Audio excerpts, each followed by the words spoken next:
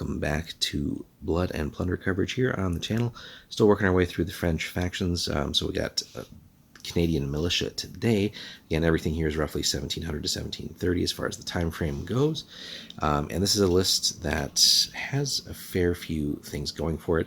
Not overly complicated. We got the normal 4 special rules, but then a fair few command options, which we'll get into in just a moment. So, as mentioned, right, Canadian Militia.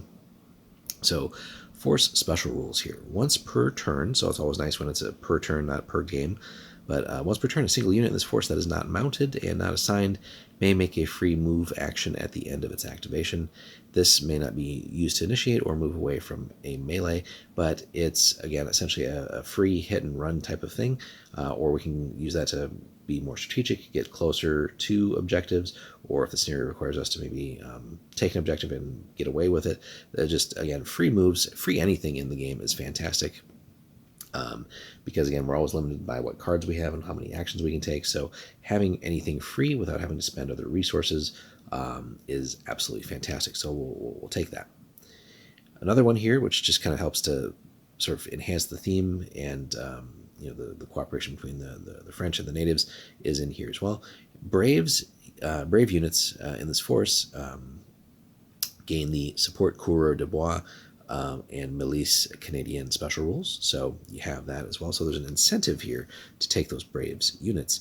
Speaking of units, we have 3 of those core units. We got, again, the Milice Canadienne, and then the Compagnies Franches de la Marine, so the French Marines, and then some Braves, again, those Native Americans. So, but for support, we have the aforementioned Coureur de Bois, so we can, again, use the Braves to support the Canadian Militia or those guys. But then we also have access to Marins or Milicien Artilleurs, so artillery guys, basically. Basque Marins, Nices, another Native American force or unit, and then Young Braves as well. So, always something to consider there with those again, unit selections. So now those guys are in support, but a fair few things that we get, right? So we got solid units here. The natives certainly bring their unique flavor and special abilities there. We do have some really good close combat units, but also the ability to shoot fairly well as well. And then, again, the added mobility from the force special rule. With that, again, we mentioned earlier, plenty of command options. So any standard French commander, as is almost always the case. We do have Pierre Lemoyne de Iberville from No Peace Beyond the Line is still an option. You got Saint Ovide de Montbaton, Jean-Baptiste Hertel de Rouville, Daniel de Augur de Supercas, or Bernard Anselme de Abadie de Saint-Castin. One hell of a name there. So, now, without making the video insanely long, but it's really going to be a list where obviously you have the things going on as far as the special rules again and the unit selections just on their own to maximize that. But really, this is going to be a list where you're going to need to spend a little bit of time and really dig into what all the different commander options do because you have so many here. Again, you can kind of keep it on the cheap side and go with the standard commanders and kind of customize there. So again, that's one whole line of thought there.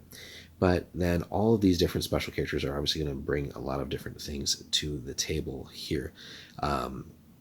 In a lot of cases, again, as we see in our review series on the different commanders, sometimes they will be able to change their force selections around or do different interesting things with the units that are available to them. So there's just a lot to take in. So really, if you're going to build this Canadian Militia force, it might make sense to almost take all the cards for the different commanders that are available here, and then maybe even all the unit cards, kind of figure out a general idea or concept that you want, but then just depending on the size of the game and the points available to you, really figuring out, all right, what does it look like when we go the standard commander route, right? Or, each bringing in each of these commanders. Obviously, the named ones tend to be more expensive by and large, right, than their standard counterparts. So another thing to factor in there is spending the points cost on the higher end commanders worth it in all instances, and how does that really change the focus of the force in some cases as well. So all plenty of things to consider there, but an interesting list too. And again, also considering what type of game are we playing. Is it purely on land, or are we doing like amphibious, or is it on the water? Not necessarily a list that's going to, I think, be the most effective on the water. Although we do have, again, different units like the Marins and the Marins Basque, right, for some of their naval abilities there with Sailor and all that stuff. But really, I think with the blending of the sort of like the typical French units, the frontier units, but also the natives, really going to be, I think, a list that probably excels the most on land. And again, just taking advantage of some of those more like hit and run type of tactics and just getting the most from that. And again, with the incentive there that we want brave units, but also the units that they can support, just to take advantage of that if that is our goal. So let us know, guys, in the comments if you've run the Canadian Militia. Do you like it as a list in general? And then really, like, depending on the point size, what command option are you going with there? There's so much to consider for that without, again, making this like a 30, 40-minute video just to really dig into those. But we'll have separate videos on the commanders if we don't already have some of those. So let us know in the comments, though, how you've built your Canadian Militia. Typically, what do you prefer? Any recommendations or memorable moments from battles? Hit us up in the comments, like and subscribe, and we'll see you in the next one.